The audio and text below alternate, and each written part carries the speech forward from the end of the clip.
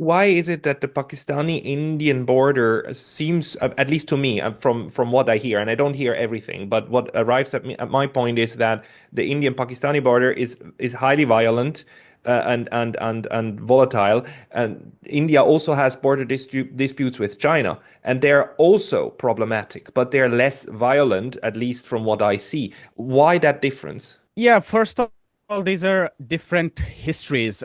India and Pakistan, the partition was one of the most violent moment of world history. 1 million people were butchered on either side, and 10 million people were displaced. And that led to the partition of Punjab, which is shared by India and Pakistan. So that became two half. But Kashmir was heavily became a disputed territories, and it was divided between India and Pakistan again. But there was no final resolution to it. So the northwestern half of it, which is called sometimes the Azad Kashmir or Pakistan occupied Kashmir, and the other half, which is also called as Indian occupied Kashmir, or Indians would like to call it just Kashmir, they have been separated by a line of control that is heavily militarized. I mean, about the estimates are about 1 million army guard this line of control and the neighboring region, and it is equally militarized on the other side. I don't have the exact number on the other side, but it is the most militarized zone of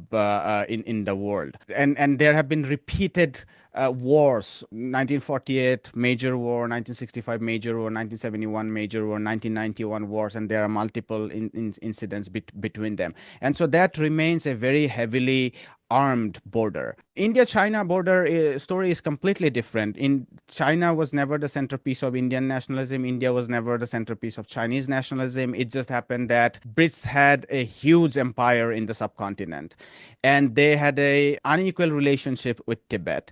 And when the empire broke down, the Indian state inherited those vaguely defined borders that the British Empire unilaterally defined as their borders. Of course, the Chinese side contests these some of these territories, and it's a long line. It's 4,000 kilometers. It's a long line.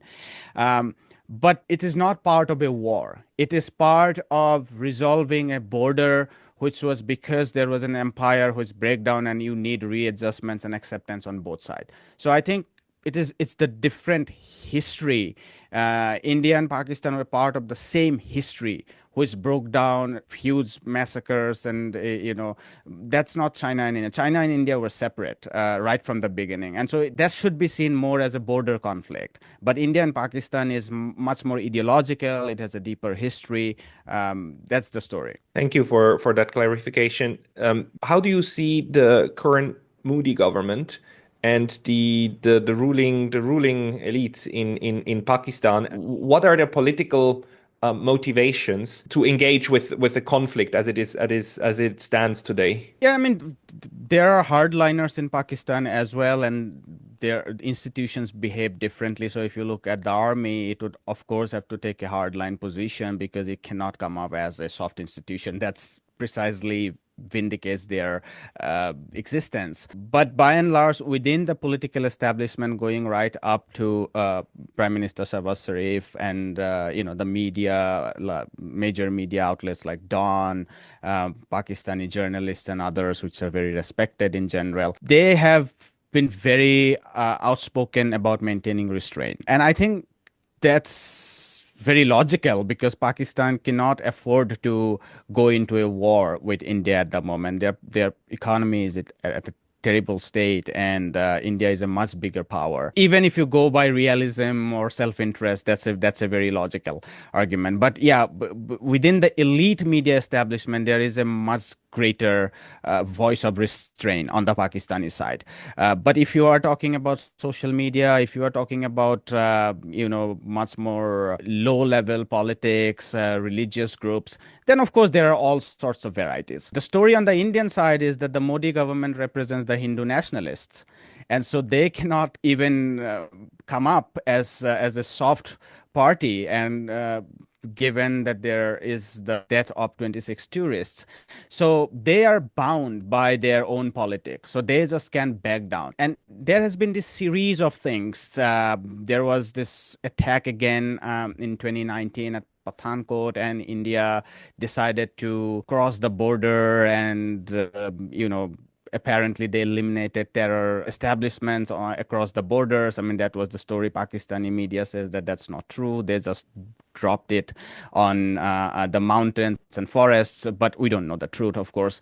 But the thing is, once you carry out that and present it as a hyper nationalist solution to conflict, then you are bound to do something bigger this time. So there is this tremendous public pressure led by the intellectually bankrupt Indian elite class that now there should be something which is even bigger. And it's so grotesque that it's not just the far right media, but even the left of center media, even left of center alternative media, even people who would be otherwise critiques of Hindu nationalism. They are jumping on this bandwagon. Diplomats, hardline, retired military officers, right-wing journalists, centrists, they are the spokesperson and they are building up this narrative. And of course, there is a massive internal pressure on the Hindu nationalist government because their constituency is hyper-nationalist. So when they were unable to back down when it was the standoff with the Chinese, now it is Pakistan. It is even more, there is a greater asymmetry now in favor of India, which is as opposed to China. And it is a larger part of ideological nationalism. So you can back down. So that's where it is now.